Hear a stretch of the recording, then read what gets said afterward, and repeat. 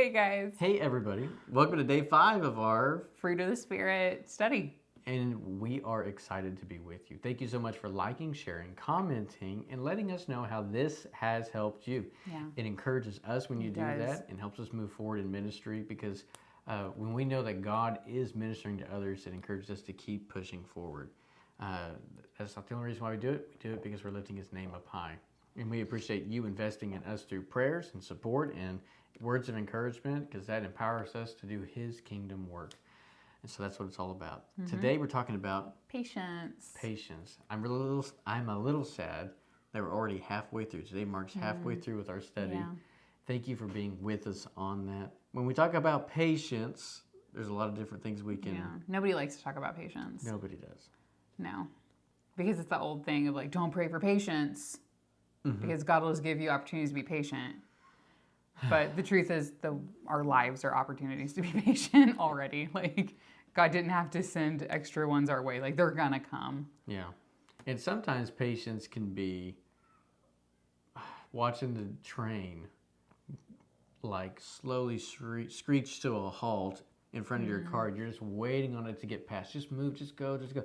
That could be a time to exercise a patience. Yeah, but I think we tend to think about patience only in that term of patience is more than the ability to keep our cool in an irritating circumstance. Like, I think we only think about it in irritating circumstances. Like, the kids at school were driving me nuts today, but I tried to have patience with them. Or I was on the phone and the kids wouldn't stop bugging me, and so I lost my patience with them. Like, we think about these little things, but that's only part of the wholeness that God's trying to teach us of patience here. Right. Patience is weeks, months, years, decades, lifetimes long, sometimes, of waiting.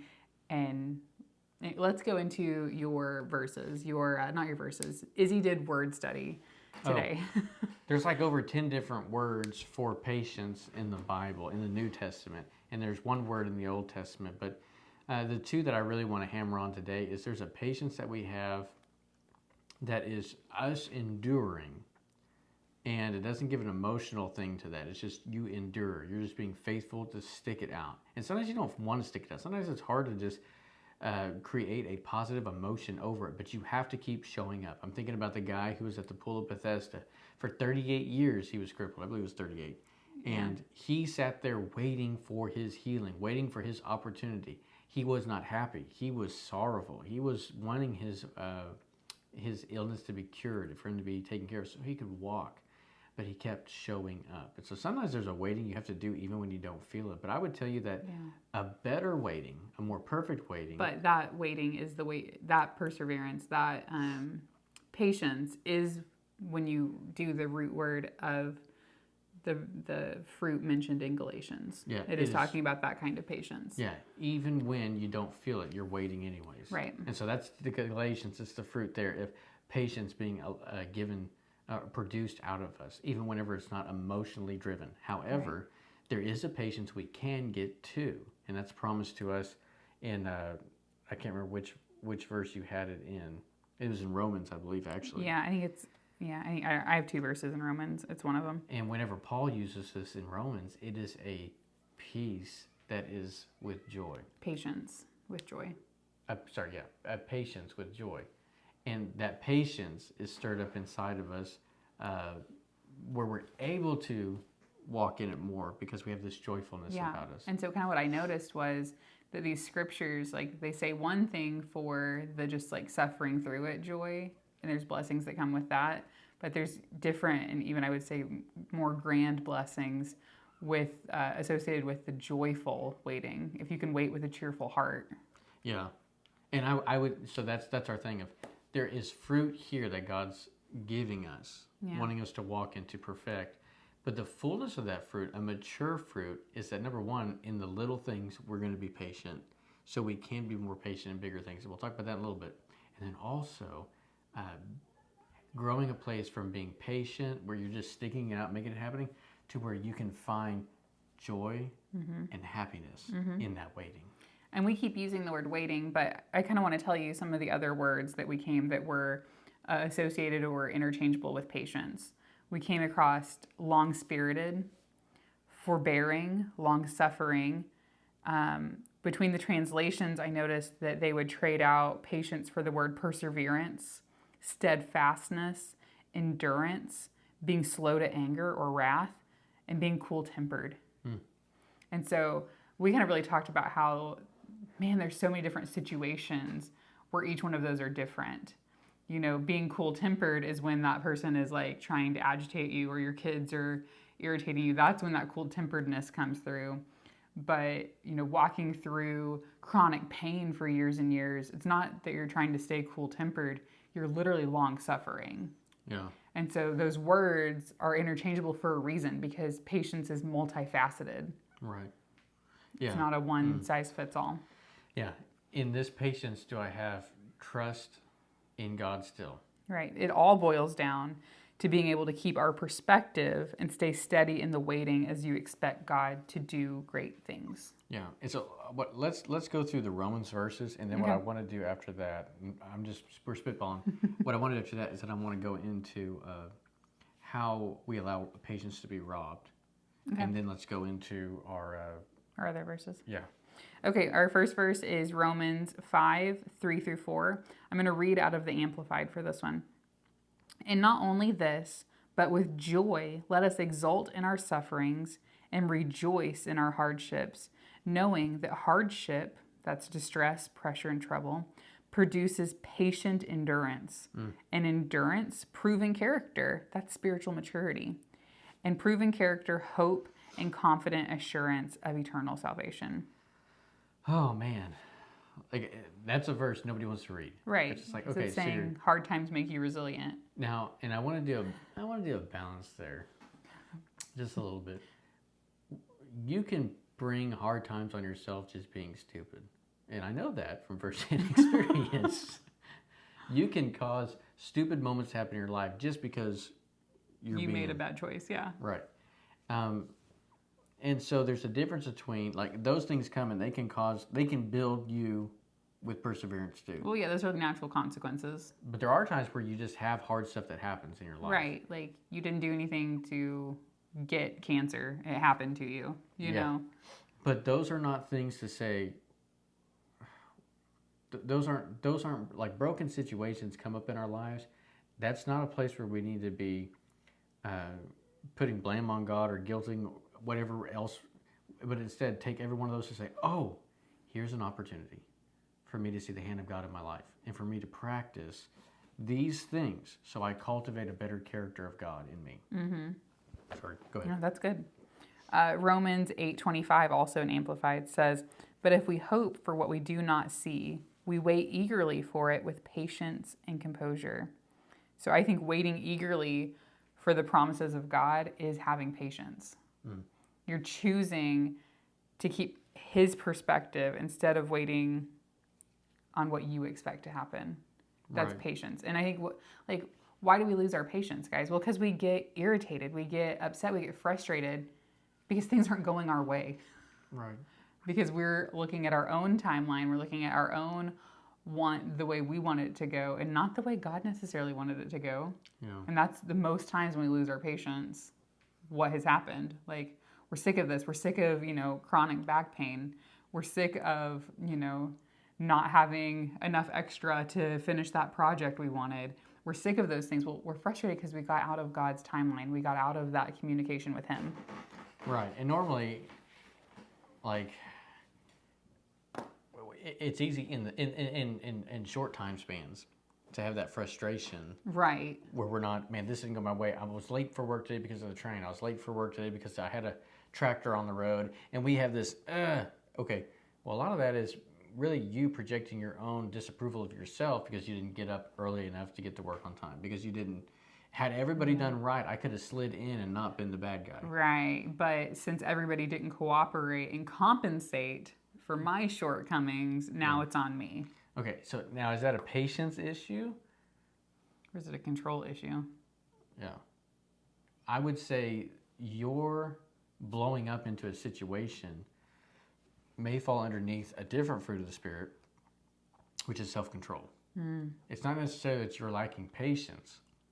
It's that you're lacking self-control. And so whenever you blow your top, you're upset because you actually didn't have the fruit of self-control that had you get up early, that had you get after it, that had you been able to head some things off. Now, there are times whenever things happen that are outside of our control, and we're like, man, that was frustrating. Okay, well, now your ability to calmly go to those situations and say, God, how am I going to be patient, be long-suffering in a situation where that blew up outside of my control? Okay. So we kind of talked about that a little bit, but going back to the whole, like, for 60 years I've been dealing with XYZ, or I've been dealing with the loss of a loved one, or I've been, okay, there's going to be seasons, and know that you're not going to have, know that everybody's dealing with seasons of having to walk in patience. For sure, yeah. And they're walking in moments of having to walk in patience. And like I had said earlier, if we will steward the moments, it will give us greater access to walk in patience for the long hauls. True. And part of that is having the hope of what will be. Exactly, yeah. Waiting And for so- God's best in the situation. What was the next verse we were going to read? I didn't know if you were... Let's do yours. Okay, so Ephesians 4, 1 through 4, it's on my phone, says, Therefore I, a prisoner for serving the Lord, beg you to lead a life worthy of your calling. For you have been called by God. Always be humble and gentle. Be patient with each other, making allowances for each other's fault because of your love. Make every effort to keep yourselves united in the Spirit, binding yourselves together with peace. For there is one body and one Spirit, just as you have been called to one glorious hope for the future. So again, as with all of the fruit so far, there's a key element of being united with the Spirit, being one. Yeah. And that patient with each other. I mean, that's really what that one's, being patient with each other. Means making allowance for the other's faults. So my mom was really good at this, and I can kind of go off of her example there. Mom would do this thing where she would find somebody, and I mean, the Holy Spirit would just highlight this individual, and she's like, oh my gosh, I love them. And we're all going, that person's a mess, Mom. Yeah, they're the worst. What are you talking about? Like, people avoid that person in Walmart because XYZ. And she goes, but I like him. And it wouldn't be but a few months later, and they'd be at our Thanksgiving table. And I'm like, why did you invite, or who's this, you invited who to come to our table? She's like, I love him. And sometimes she invited some amazing people. And then sometimes she invited some people that were going, what are you thinking? What are you thinking, Mom? But she had this natural thing about her love for people gave her a patience for people. Absolutely. And so this whole, like, be long-suffering with each other, be patient with each other. Somebody could literally be screwing up in front of her, just like going nut, and we're all looking at her like, And she goes, oh, didn't it just bless your heart? The way they did X, Y, Z, and they thought it was okay. And it was like the only way they knew how to praise Jesus. And I'm going, no, that's not how we act. And Mom would be like, you're looking at people from a Pharisee mindset. Yeah, you're looking at people from like, well, I know I'm supposed to behave this way, so they should know they're supposed to behave this way. Yeah. And your mom always saw people's like why behind, like why they acted the way they did. Yeah. You know, the why behind their actions. And so she loved them. She had compassion on them. Yeah. Because she could see their why. And she's like, oh, no, they had it hard. Yeah. And so, I love them. and that gave her more patience. Yes. And I think that's having mercy with people. If you've got people in your family, people in your life who it's just hard to deal with them, be sure that you're going back and you're looking at what they've been through and you're weighing out that patience and saying, I'm going to be patient with them because I know where they've been. I know what they've done. And I know what they've been through. And I'm going to let my heart of love for them grow and let my patience be long-suffering with much of their brokenness. Yeah. Mom would get to the place where the more people screwed up, the more she loved them. And that would blow my mind. Because to me, the more you screw up, the more I'm like, I'm done with you. Like, that's like, I've given you so many chances, but that was not how my mama was. She was just like, oh my gosh, and then they did this. And isn't that just hilarious that they couldn't understand it? And it would just make her heart love them more and pray harder for them. So anyways, when we're being patient with each other, sometimes is long suffering. Sometimes it's like, oh my gosh. But if you would be somebody who would say, God, give me joy in this patience. Oh, it's going to change it. Show me mercy for them. Yeah. Yeah. That's good. Moving to Colossians is the Yeah, next you've one. got Colossians. Colossians 3, I think. Yeah, 3:12. 3:12. Let me read that. Therefore, as God's chosen ones, holy and dearly loved, put on compassion, kindness, humility, gentleness, and patience. Okay, so I wanted to add on just a little bit because Amplified says, and patience, and then says, which has the power to endure whatever injustice or unpleasantness comes with good temper. Whatever they've done, no matter how bad it is, can you come to a place of patience and saying, God, I love them beyond their hurt that they've inflicted? Yeah, or even not with people, just with situations. Yeah. Let's go to 13. Bearing with one another and forgiving one another if anyone has a grievance against anyone, just as the Lord has forgiven you, so you also to forgive. Yeah. And so forgiveness helps us empower. Yeah, forgiveness patience. goes hand in hand with patience. Yeah. If I don't have forgiveness, or if I am quick to create an offense, boy, that's another thing. Kids are making noise, and you finally your kids are making noise. You're trying to get something done. Everything's going wrong. Bang, bang, bang, dog's barking, whatever. All the overstimulating things are happening in your world, and then finally you just like, everybody, shut up! Like full throttle, go nuts. What's going to happen?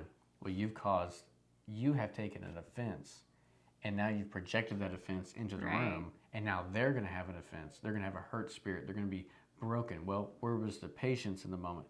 Yeah. You didn't come to them long-suffering, patient, allowing them. Thank God he's long-suffering. The Bible tells us that he is patient with us. Yes. Because if he was someone like some of us parents, where every time something happened, oh man, like you would feel like God was just constantly disciplinary. But he is long-suffering. That's why he hasn't come back yet. Yeah. Is he is long-suffering that the world would be saved. That's 2 Peter 3:9. It's in our notes. Okay, well, there you go.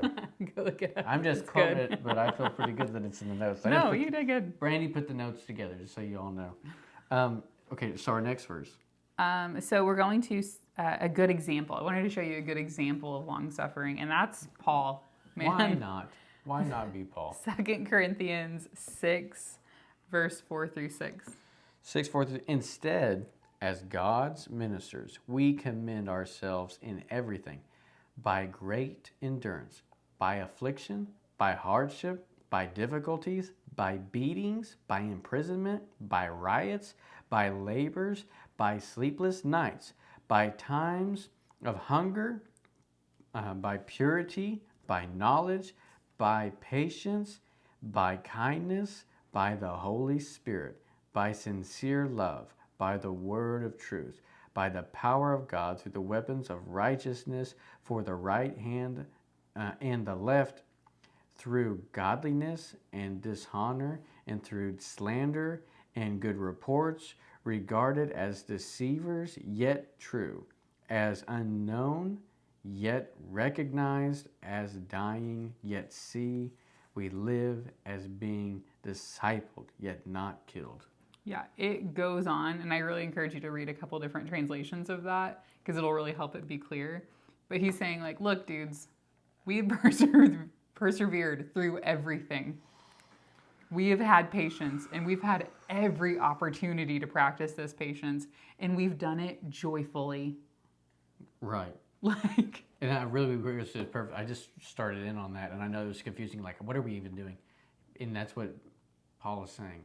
Do you have any idea what we've been through? Yeah. Nobody has paid the prices we've been paying right now. We've been shipwrecked, abused, jailed, prison. He's writing to the Corinthians that are kind of being scoffers about his ministry, and so he's setting them straight. It's a good one. Yeah, even though I've paid all these prices for the kingdom of God, and you're not treating me just, I want you to understand, we're here in patience. Yeah. Boy, that's a big. We're still here. We're still joyful. We're still waiting, and we're still doing all of these things and enduring all of these things because our purpose is bigger than shipwrecks and snake bites and beatings and misfortunes and cancer. You know, like our call is bigger than those things. Yeah. And so we have to have patience in expecting that God's still going to heal us, that God's still going to work in those things, but to not get hung up if it doesn't happen this side of heaven. Right. Okay. So here's what I want to do. I wanted to take a pause here because it's quick to fall into three different categories. One is I ain't moving until I get my healing, and that's not patience. No, That's being a spoiled baby in the that's being supermarket. bullheaded. Okay. And then there's well, one of these days when I die and I get to heaven, then everything will be. I And so can't in the wait till meantime- death, sweet death, the reprieve. Yeah, and that's wrong too. There has to be this place where we say, I know that one day, be it this side or that side of heaven, I'm going to get I'm getting my healed. healing. Yeah. I'm going to see God's answer. I'm getting my justice. That's the other thing. I'm getting my justice. Yeah, but until then, be that tomorrow, be that in 2 minutes, but until then, I'm going to keep doing the work of God. Yeah, I'm going to keep persevering. This cancer isn't stopping me. My loved one not coming to Christ in my timeline isn't stopping me Right. I'm not going to allow bitterness to Right. rob me of my relationship and right standing with God. Right. Because He's good all the time. and I know it and I'm going to walk like I know it. Yeah. That's Even- patience. I go back to the three sons in the fire, Shadrach, Meshach, and Abednego. Abednego. Whenever they say, "O King," he says, "You bow down, or else I'm going to throw you in the fire."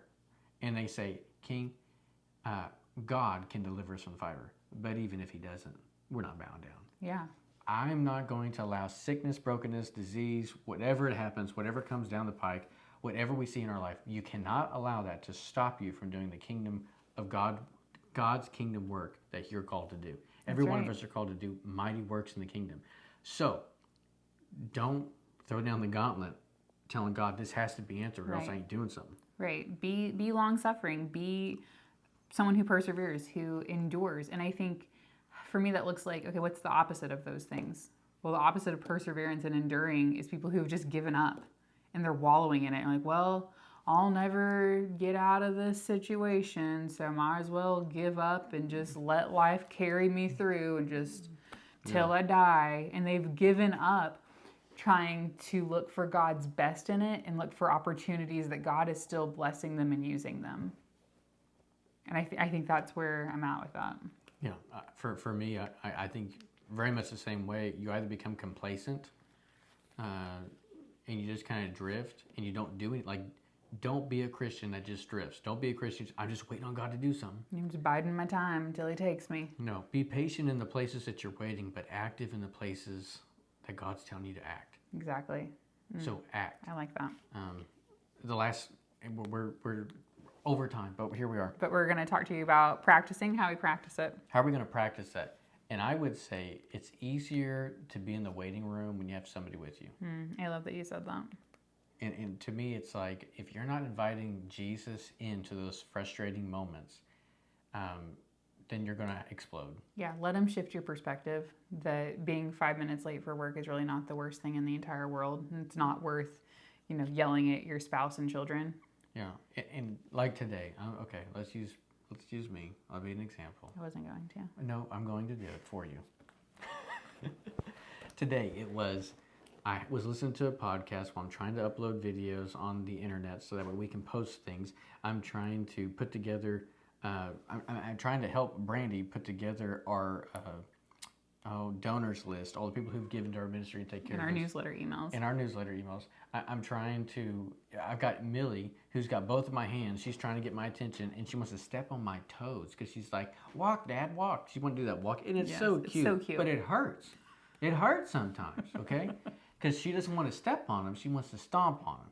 So I've got all this going on, and I've got and Brandy's like, hey, what about this? And I'm like, I asked him a simple question. and I got nasty, okay? My patience was running out. We would say running thin. I wasn't walking in patience. What I was doing was I was getting aggravated that I had overstimulated myself with extra. Yeah. What I really should have done was taken that moment to put down the podcast, not worry about uploading stuff right then and there, was come over and help Brandy do what she's doing while I held my daughter. And that way, importance was given to my child that was needed. Mm-hmm. Also, you were given patient Izzy to help you through a situation rather than me giving you half-known answers. And then all the other stuff could have waited. Okay, some of the times we lose our patience is because we are putting too much on our plate to eat in that moment. And so for me to practice patience in those moments to say, Jesus, what's important right now? Yeah. What's important right Perspective change. now in this moment? Yeah, I love it. So how do we share our patience? I answered this, or you this one, you do this one. Well, when we talked about it, we talked about bringing our cool temperaments to the hot-tempered moments with other people Yeah. instead of stirring up, diffusing situations. And so that's the cool, hot-tempered part. That's being slow to anger, slow to wrath. But the other part was that endurance. How do you bring your endurance and your perseverance? And Izzy said, well, you bring it to people who don't have it. And when he said that, I thought, you know what? It's like a race. Like if you've ever watched people who like run marathons. We watch them. We don't do We don't run marathons. We ain't those people. But they usually have a team of people, especially if these are like the really, really long ones, of like the people that are going to cook for them at the end. But even if you're just doing like a regular like 5K or something, like sometimes it helps people like, okay, I'm going to run. I'm just slowing down. I'm having a hard time, but I know my family's up there and they're cheering for me. You're right. Your family coming in and stepping forward, even though they're not the ones running, it's not their race to run, they're sharing their endurance, their perseverance by cheering you on. Yeah, be somebody on the sideline. Yeah, of someone else's hard time. Yeah, yeah. And speak life into that. Yeah. Speak endurance. Speak, man, you keep going. Wow, I love seeing how God still has this, and this working in your life. Right, and that's pointing out Jesus running beside them. Yeah. Saying, hey, don't forget, there's a guy right beside you named Jesus who is co-laboring with you in this race. Yeah. You have a running mate. Yeah. That's good. Their points. Well, we hope that this ministered to you today. Thank you for Yes. tuning in. Thank you for liking, sharing. Thank you for inviting friends along as we take journeys like this. Yeah. It's always encouraging to see our network grow. It's encouraging to see the people who get ministered to see that pool grow. So thank you for that. Anything else? We'll see you tomorrow to talk about kindness. All right. 27 minutes. Thanks for being patient.